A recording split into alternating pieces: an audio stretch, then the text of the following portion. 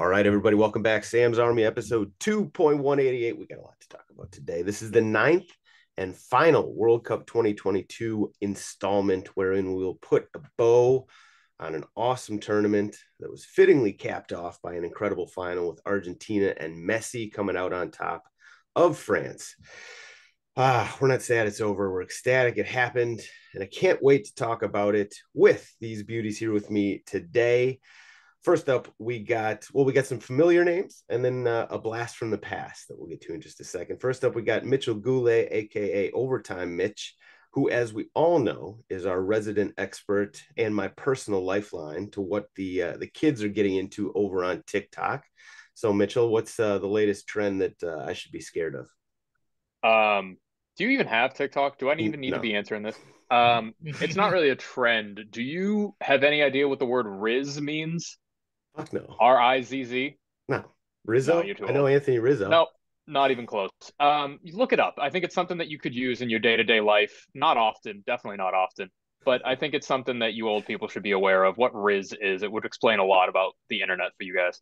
And you kids. Okay, all right. I'll get inside the minds of the kids checking out Riz. And my fellow olds, you can go do a little research. Next up, we got another Goonerville Tweedle, the USL champion and current world traveler, Tommy McGunner.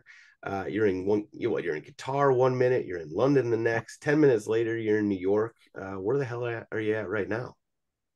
I'm in Florida right now. So yeah, you really are all over the place. All right. yeah. All right. How long are you sticking around? I feel like you're just going to bounce back to some foreign land in like 10 minutes from now. Yeah, this is usually I would say this is like the summer of soccer for me, but I'm still in the northern hemisphere.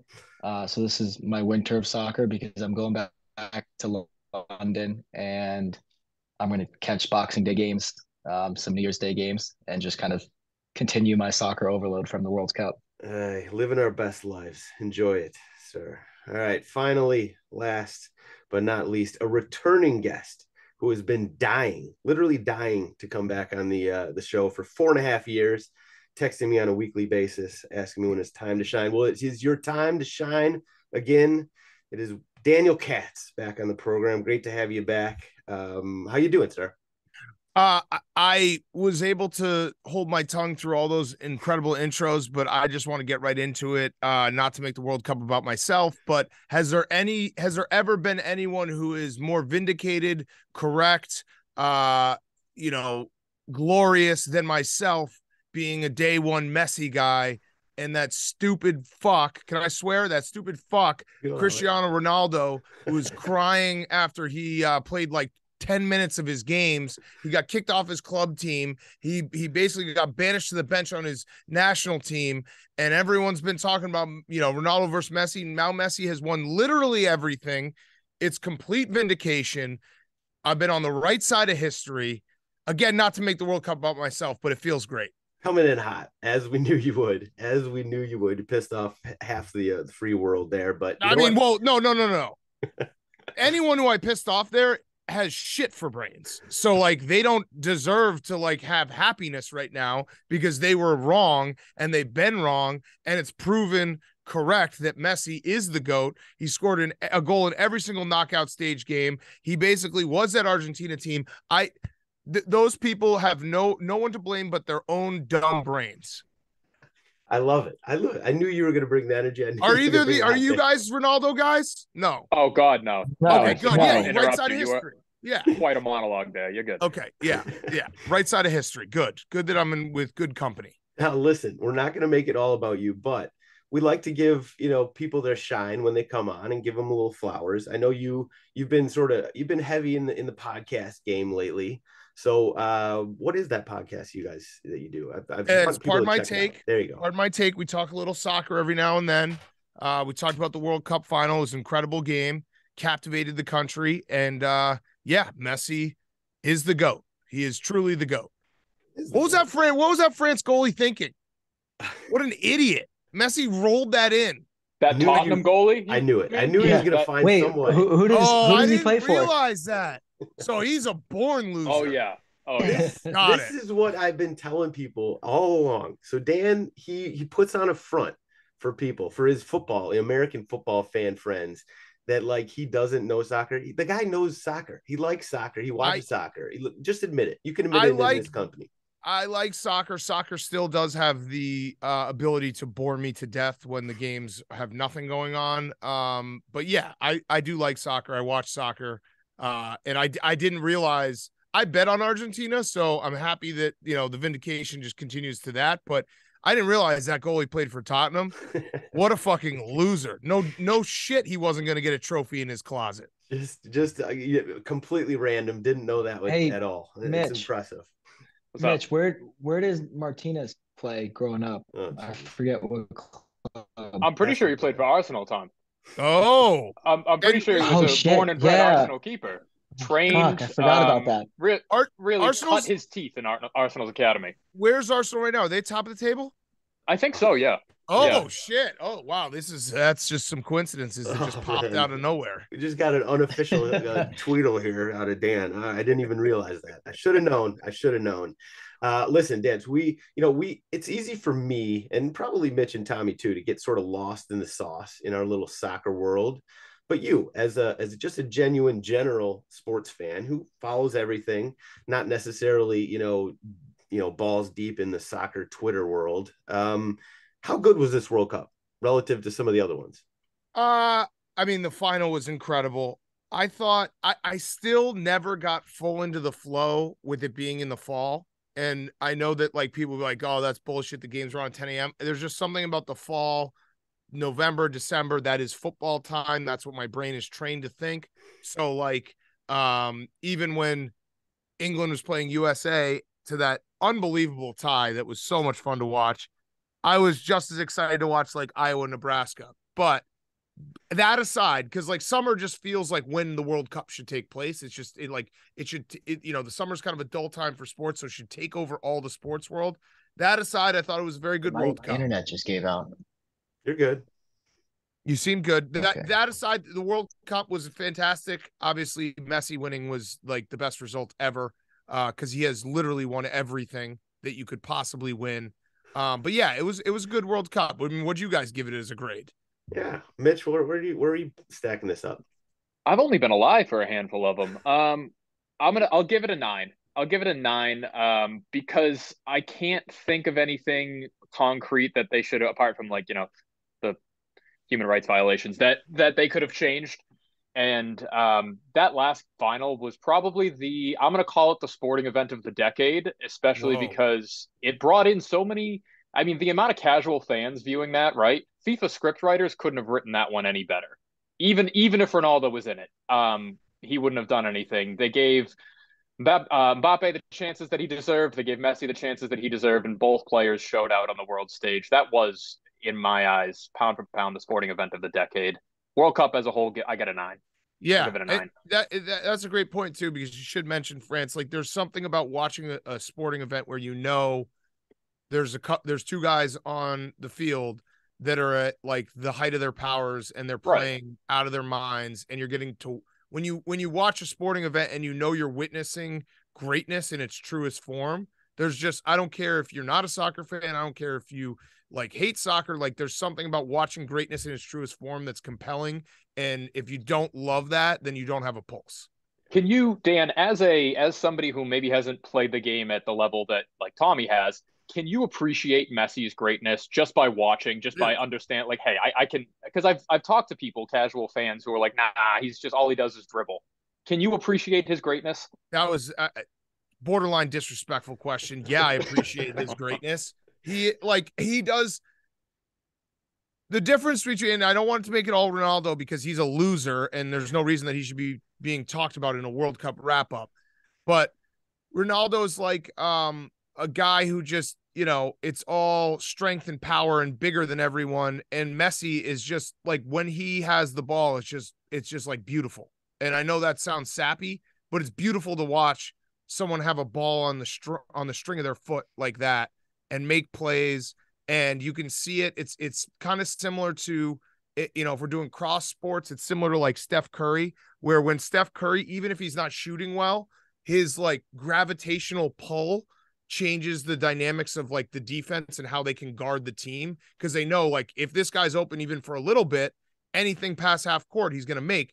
Messi's gravitational pull opens up the whole field where everyone always has to have their eyes on him, and they have to make sure they're putting so much attention on him that everyone else can make plays, and yet he still makes plays himself. So that's the coolest part to watch about Messi. It's like, even when he's not playing out of his mind or scoring goals, he impacts the game in a way that you can visually see.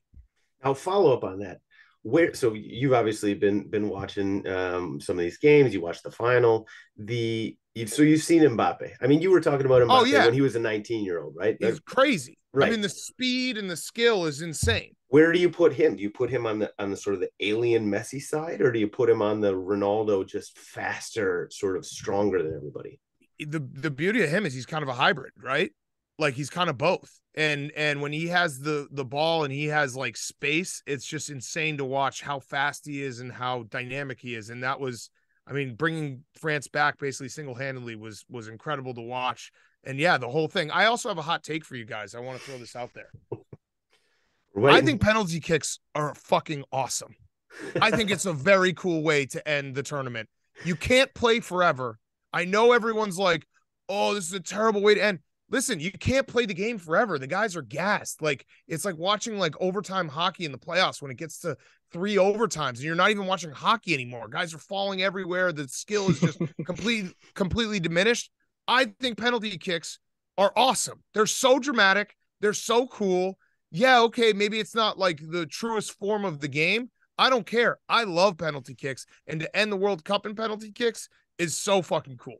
I mean, that's my hot take. It's the height of drama, and you are absolutely right. And I would go along with you on 99.9% of games, because usually extra time is just absolute shit for 30 minutes. You know, they just sort of play conservative, don't really go for it. This final, though, I could have watched more. I could have watched more soccer than that one. But eventually they're going to get tired. I mean, the only solution I would say is have it be golden goal. And if you want to make it a golden goal and you keep playing, then I'm fine with that, because then, you know, it doesn't feel like it will be played for another 90 minutes. But I think those are like the most compelling moments to watch as a sports fan. I know people hate it, but after playing for whatever it is, 120 minutes, I think it's a completely fair way to end the tournament. Yeah, it's great for content creators too, because, like, you know, soccer's tough. If you're going to catch like a clip, you got to kind of have your phone out at all times. With a penalty shootout, you know exactly when you got to have your phone out, when you got to get the reactions and all that. So I know the content creators can appreciate that. So we've talked around it. Let's talk about it real quick. So the final, I mean, this was awesome. Basically, Argentina dominated the first, let's say, 80 minutes of this game. You know, they got a goal from Messi on a penalty. It was a soft, but I think a legitimate penalty. They got a beautiful goal for the second one in the 36th minute. And then they basically cruised for 80 minutes. I was like kind of starting to think, is France just sort of waving the white flag here? And then out of nowhere, you know, Mbappe just reminded everybody who he is. He scored that penalty. Again, soft, but probably legit. And then his finish was just world class. And that was 90 seconds after the penalty. Then we went to extra time. Messi scored what looked like, you know, the goal to end the debate. And then out of nowhere, France awarded a penalty. Mbappe finishes yet again. Kind of a running theme there with Mbappe finishing penalties. So we end extra time 3-3 in the penalty shootout. Emi Martinez came up big, as these Arsenal fans have pointed out. And bing, bang, boom, Messi got his World Cup. So Mitch, start with you. You know, what stands out about, you know, France's performance, the game, penalties, anything? What stands out for you? The fact that they didn't really respond as well as they could have and should have after that first Argentinian goal. They didn't even really respond until the start of the second half, when they came out with a little bit of energy. But this was not the France team that I think was best suited to start this final. This is where starting guys with experience like Di Maria benefited Argentina, and not having a guy like Paul Pogba or N'Golo Kante in the French midfield really hurt them. Some of these players were not ready for that big stage, and it showed. Dembele, not ready. Giroud is a little bit of an unfair shout because he didn't really get the ball that much, but I think the French team was not up for the challenge until, like, Mbappe pulled them out of the sewer and said, "Hey, we're taking this one into extra time." It was a weird one. I thought that game was done and dusted after the first two goals. Like I didn't expect to see the greatest sporting event of the decade, as I've continued to try to coin that. But they did it. I mean, it was a privilege to watch. France ended up responding really well. The biggest thing that stuck out to me was that like Argentina just found a way to win. They continued to adapt, and France still felt like they were chasing, even though they had those two in 90 seconds. Even though they were able to equalize late in the 117th, they never felt like they were in control of the game. Argentina always did, even into penalties. I think that's fair. Tommy, any thoughts from the resident athlete here on that game? Just ridiculous. That was definitely my favorite soccer game I've seen for I don't know how long. I think it kind of minus the drama towards the end, it kind of went how we expected. Final like a little bit choppy. France, what I think is interesting about France, and it worked for them, is they can like almost play dead for 80 minutes, and then Mbappe just turns it on for 90 seconds. And you're like, holy fuck, this game's wide open now. And then Argentina as well. I thought the Netherlands game and this one, they get sucker punched in the face twice, but they still absolutely dominate extra time after two late sucker punches. And that, like, if that happens to you twice in a tournament and you respond, you deserve to win, because that's super hard to do. Listen, I think almost everybody that we had on the preview podcast, we were just not high on Argentina. We said, listen, they got Messi, so you never know, but like we just weren't that high. Idiots. Dumbasses. Idiots. Not the first time, won't be the last time. They made us look like an idiot. All right. Dan, what's you might have touched on this already, but so Mitch has been talking about best game of the decade. So I think is the sporting event. Not Tommy said best soccer game he's ever watched. I'm calling it the sporting event of the decade. Okay. Could you just say best final ever? I've heard that one a lot. I'm good with that as well. Okay. We got some good. I would put it as I'd put it at best final ever. I still think when the US tied Portugal 2-2, that's probably a better game. But yeah, I mean it was everything. The craziest part about that game, if Argentina had lost, it would have been so devastating, because for the first 70 minutes, they were just so aggressive, so much more energy, like at every ball, contesting every ball. And then I think they got to the last 20 minutes and they're like, we got this. It's fine. So it was like almost like if that would have been an all-time collapse by them, because if they had kept on playing their aggressive style and with the energy they were playing the first 70 minutes, and maybe that wasn't sustainable, they would have won that game in regulation 2-0. So to have that like turn on them and France to flip that switch, it would have been an all-time meltdown if they had lost that game in penalties. Yeah, I agree with you there. I mean, I was talking to people, because in that kind of game where it just feels like Argentina was cruising, I started to have some conversation with people at the bar that we were with. And then all of a sudden that first goal went in, and then 90 seconds later, that second goal, and everybody just like shut up and started focusing on the TV again. It was just like a crazy moment. And that all happened after Argentina decided to switch and play defensively. Like they took Di Maria off, they put Acuna on, and then they brought like Tagliafico to bring him back and say, all right, we're going to defend this 2-0 lead, which we should be able to do for 15 minutes. And all of those goals and all of that madness happened after they decided to switch playing from chickens with their dicks cut off to, all right, let's pack it in and hold this 2-0 lead. Chickens with their dicks cut off. I always heard the heads cut off. I like that one. Do you know, like that? You know what the craziest part for me was?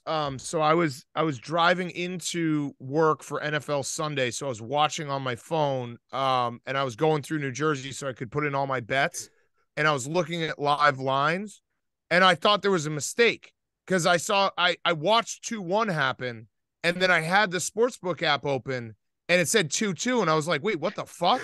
And then I'm watching, I'm like, wait, are they about to score again? What the hell is going on? So, I mean, it was crazy. It was insane, like how the game like ramped up, and then to have that 2 goals in extra time is just like how often does that never happens, it feels like, because it feels like extra time either goes both teams trying to play for penalties, or if one team is lucky enough to score, they're able to park the bus and finish the job. Yeah, and it happened twice in this World Cup. You're right. It almost always happens that way. But Brazil, Croatia, another one where actually things happened in extra time. Well, I'll say with Argentina specifically, the two games, Netherlands and this one, the two of the best plays of those games were the last second of extra time. Like that doubles the Martinez save and then Martinez's chance. Like you're like, what the fuck? Like these guys are going up and down the field in like 10 seconds both ways right now. There it is. I mean, this game, it's just, we're going to be thinking about it, talking about it for years to come. Let's talk about the tournament itself, though. So, Dan, start with you. What sort of stands out as your moment of the tournament or game of the tournament? What's just going to stand out in a couple years down the line when you're looking back? I mean, it's Messi's tournament. That's what everyone's going to talk about. It's Messi's tournament. You'll think of Messi when you think of this World Cup.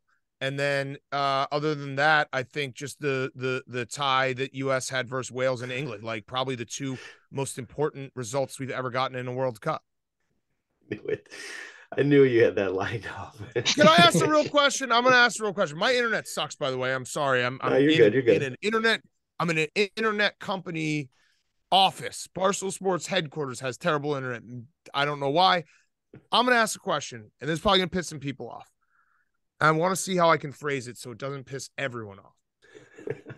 At what point does Team USA have to actually have results for us to stop being like these guys are coming? Because I was watching that game, that final, and as oftentimes happens when I'm watching, like, say the Bears play football and then I watch Patrick Mahomes play later on the day, I'm like, that's a different sport. I was watching the final and I was like, could you imagine Team USA playing in this final? Because I can't. Like, it's just a different sport. They're playing a different sport at a different level. It felt like an alien sport compared to what we watched when Team USA plays. Tommy, you want to take this? Yeah, I'll take this one. Next World Cup. Yeah. I think. Okay, but what does that mean? I'm going to hold you to it, Tommy. No, what does that fucking mean? I will say that is at least to a semifinal. Like that, that would be right. Okay. You've met your expectations because you look at a country like Croatia with their golden generation. They break in around the 27, 28. They make a final. Like, I'm not saying that we'll make the final, but if you get a result, but I'm saying you should expect a run to the semifinal for it to be successful. I'm holding you to that. And I'm just going to point out one thing. I know that we have our golden generation. It feels like Brazil and Argentina and England and Germany and France, I feel like they always have a golden generation. So it's like, not like we're like, hey, our golden generation is here. It's like, yeah, they probably got some young guys that are really fucking good at soccer too, right? You're not wrong. You're not wrong. But the reason that we as sort of soccer nerds get so excited, and I don't use golden generation because it's a golden wave. Like, this is a new golden bigger wave, than baby. A generation. It's not a generation. This is just a new golden normal. Tsunami. So in 4 years, the category I look up. Yeah, in 4 years, if we're out in the first round of the knockout stage, what are we going to talk about? A failure. That would be okay. All right, so I'm failure. okay with that. I think we're all on the same page. Because I just don't like the idea that, like, the bar feels like it's too low and we talk about the future so much, and like at some point it's got to end up being results. Like, you have to actually see it. So I'm cool with that because I know that this was a little early and there's weird shit going on. So I'm cool with that. So next World Cup, if we don't get to at least the round of 8, and Tommy just said the semifinal, we're okay saying it's a failure. I'm cool with that. Yep. I wanted the standard to be set so we don't just have this conversation every 4 years. Exactly. No, I think you're absolutely on the ball with that question. I think that's right. I think that this team and this golden generation, as people are calling them, they're all still 22, right? 22, 23. They're going to be at the peak of their powers, 26, 27, come 2026. It's going to be on home soil. I mean, if we do not make listen, you got to at least make the quarterfinals, and I would say semifinals. I'm good with that. Let's say the semifinals. That's a success. So let's say you look at this World Cup, which you look at that France-England game, which I thought was one of the better games of this tournament. England goes out in the quarterfinals, which based on the last two tournaments, you're like, probably a disappointment, but just the way the game went. Like if that was, let's take England out and that's us in that game in a quarterfinal in 4 years, and you play that well and it just doesn't happen on the day. I think that is like success, and then the semifinal is it's still sure disappointing. Success. Though. It's still huge. Yeah, it's fair. at the end. You're like, there's oh shit. Flukiness to all sports. Yeah. There's flukiness to all sports. There's things that can happen in all sports, but I guess it's just I want to see the actual results and less of the talk. And then when that happens, I'll be like, all right, you know what? I'm fully on board that we can compete at this level. Because like I said, that game that we watched yesterday, I couldn't imagine the U.S. playing in that game. That's like fair. That was just such a high level of soccer and such an insane level of skill that's just out of this world. And you have to, if you want to have aspirations to be on that stage, you have to imagine yourself playing in those games. 100%. And I think, for maybe this is a soccer nerd take, but if you watch the way we played England in this World Cup, you watch the way we win at Netherlands in this World Cup, there's reasons for optimism there. Like we did not play in that way against that level of competition in previous World Cups. So it's a nugget to be a little excited about, Mitch. That there is a factor of more of our guys going over to Europe and playing for big teams. Like, for sure. In the years ago, we didn't have that. We didn't have those guys playing against Premier League defenders every single Saturday and Sunday. We had a lot of MLS players. And as we send more and more guys over to Europe or South America to play at a high level at a young age, we're going to get more and more of that golden tsunami, as Tommy likes to say, in players that are able to play at that level and compete with the Brazils, the Argentinas, and the Frances of the world. I dare you look up golden tsunami on Pornhub, by the way. I bet you there's some good stuff there. No. All right. So Mitch, what was your favorite moment of the World Cup? That draw with England was exhilarating. Yeah. Oh, it was so sick. I napped for like 45 minutes, and then I woke up and I was like, "Oh shit, no goals, cool." It's the mark of a great sporting event. Yeah, I was second row for that game, and I started to fade a little bit. I'd be remiss if I didn't bring up the Emi Martinez kick save. I know it was only a split second play, but is that maybe the save of the tournament? Yes. Is that like one of the most important saves in the last 5 years? That is.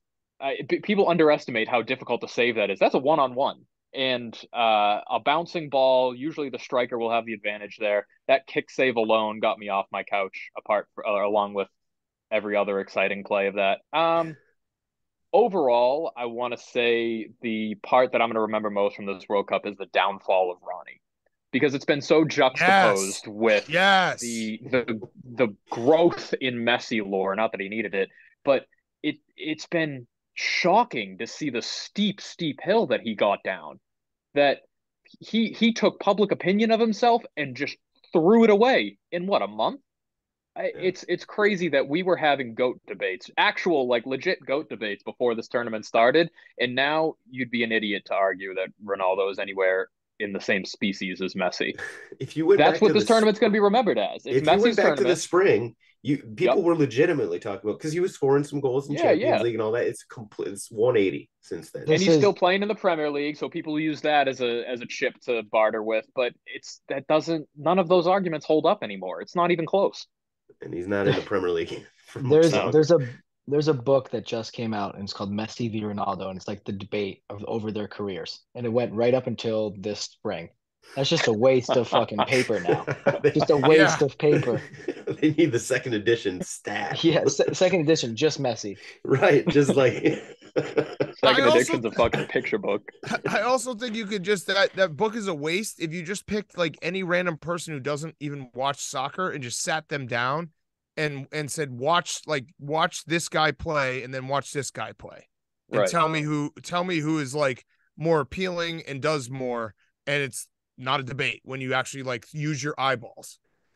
You're talking to an entire panel of Team Messi people here. Yeah, it's good. Yeah. You guys are right side of history. I'm like looking. I'm gonna do like 15 more podcasts today to try to find a Ronaldo fan just so I can debate him. It's going to be tough these days. It's going to be tough. All right, Tommy, your last one. Moment of the tournament. Ooh,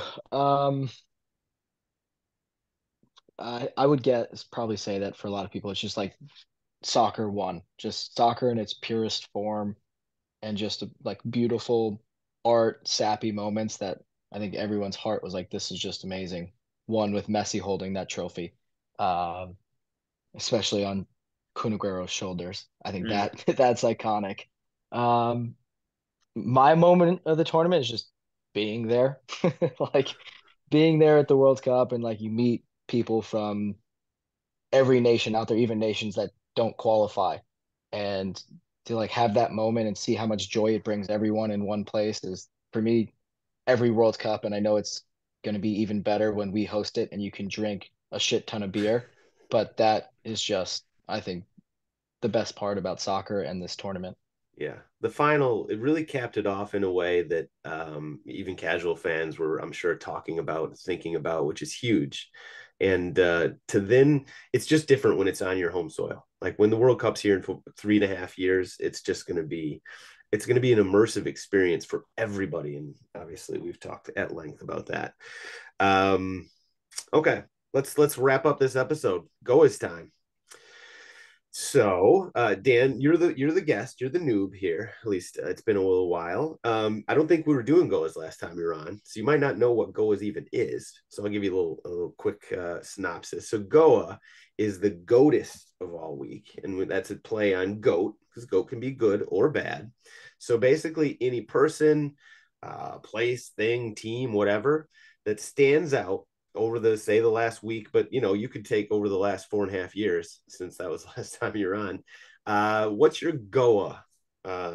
Or if you wanna sort of wait and hear everybody else's and go off that, you can wait. Yeah, let me go last. Let me go Okay. last. Mitchell, I feel like you got one for us. I do. And I've mentioned him already. It's Emi Martinez, for not his play on the field, not his shithousery on the field, but in a tournament that was so meticulously crafted in its public image, and the hosts and everybody that went into organizing it did so much to control how this tournament looked from the outside in. For the one picture that's going to last for this World Cup, it's Emi Martinez holding the Golden Glove trophy as a dick while the entire Qatari panel looks on in disgust. That is going to be the most iconic image of this tournament, apart from Messi holding the trophy and shit. But that was it. That his kind of shithousery, even on the podium, deserves recognition. It's Emi Martinez, an Arsenal legend, and God, what a tournament from him. Yeah, it's that one picture. Despite the keepaganda sort of related, ness of this, you're right. Like Emi Martinez, we knew the kind of level of troll he was, but right. He just took that to the next level when he started having sex with that trophy or whatever. That is amazing. Shout out to him. I'll even give him some flowers on that one. Okay, Tommy, who you got for us? I am going with overarching Argentina's party, just because the Argentines know how to party. But I'm going to go with Kun Aguero, finessing his way into the most iconic photo of soccer for I don't know how long, the next 50 generations. Until the next Messi Maradona comes around and recreates that photo for a third time. But just come on, you're retired and you're in every single photo, most liked photo in the universe. So him, and then I'm gonna sidebar that with Alexis McAllister. His girlfriend posts a photo on Instagram of them two with the World Cup trophy. And she's like, I love you, congratulations. And he responds with, I love you, let's fuck now. Heart. And that for me, that's Argentines in their essence. Perfect. A distillation of the country itself. And man, they're all fucking right now, probably at this point. Dan, you want me to go, or you wanna take it? I got mine. Okay. I got mine. as someone who loves sports and covers sports and talks about sports, I think we all agree that, like, yeah, the games being played are important, but it's the stories that come out of it. It's the jokes we can make about it. It's what happens when you're having conversations with friends or family, or whatever it may be. So I want to give a shout out to England, because there's something just beautiful about always knowing how their World Cup will end. It will end in tragic fashion. They'll get really hyped up. They got a team full of losers from loser club teams like top. Shout out Harry Kane. And something about like knowing, it's just beautiful. It's just beautiful being able to know what's going to happen before it happens and be able to be like, yeah, this is going to be great. Like, watch this. England's going to like, they'll be feeling themselves coming out of the group stage. Tragedy will hit, and we'll all just relish in it. So I'm going to give them a shout out for being the most predictable team in the tournament every single year. And I appreciate what they do for the sport, so that like casual fans like myself can latch on to a storyline that we know will always come true. It's true. And in terms of soccer troll gods, we got Emi Martinez and Dan Katz, like right below him, always ready to throw a little shade. Yep. And listen, we condone the shade throwing at the England team around here. So we totally accept that. I'll go with my GOAW. It's Karim Benzema. So he's had a weird, month or so. He got asked to come to the final by the French president, and he's just like, nah, I don't want to. So he didn't come. This is after he didn't, make the team. Well, he was injured, so he wasn't on the team. And then he just up and announces his national team retirement right after France didn't win the World Cup. His national team career for France has been so strange. And he's like just coming into his own almost in a certain sense. He's winning Ballon d'Or and all this stuff. He's at the top of his game. And then to like basically say, nah, I'm just done with France. Such a weird move. I think we'll probably talk about this more in the coming weeks, but it's just a very interesting move by an interesting dude. And a hell of a player, to his credit. Karim Benzema is my GOAW. So there it is. Everybody, thank you for listening. Mitch, Tommy, it is always a pleasure. Everybody go check out this up-and-coming podcast, Pardon My Take, that Dan and his buddy PFT are, they're getting off the ground these days. But Dan, thank you very much. Really do appreciate you coming on. Of course. I'm happy we set the standard for Team USA. I'm ready. I'm looking forward to 4 years from now when they get knocked out in the round of 16 and I sit here and I come back on and you guys are like, no, just wait till next year. Wait till 4 years from now. Listen, they got something special. If I can do anything, I can spin a loss. I can figure out a way and make it a success. We can crash out of the group stage and I'll find some optimistic spin on it. No, but thank you, Dan. Obviously, always great to have you. Thank everybody for listening, and we'll be back because you know what? Soccer don't sleep, and the Premier League is right around the corner. See you guys then.